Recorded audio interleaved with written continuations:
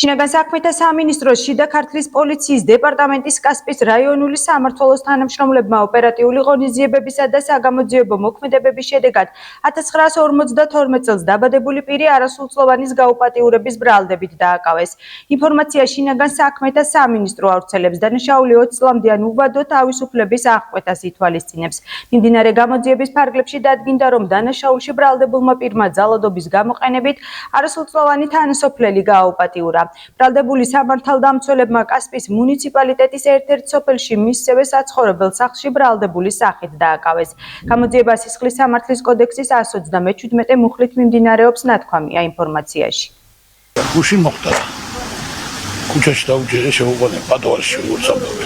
მეუღლე საშუალოა თავისი. მალოღლეს გადაჭერა და ზალით აბახაბა.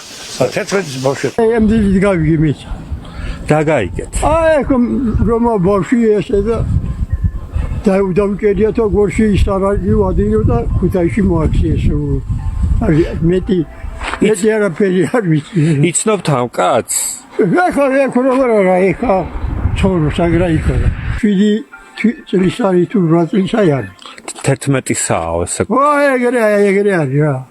ესეთი კაი ცოცხალი ბავშვია ისეთი რომ მეტი არ შეიძლება. ექსპერტიზაზია გაგზავნილი და მეტი არაფერი. ბავშვის ექსპერტიზაზია გადაყვანილი. პასუხები სელოდებიან ექსპერტიზისა და არაფერი ვიცი.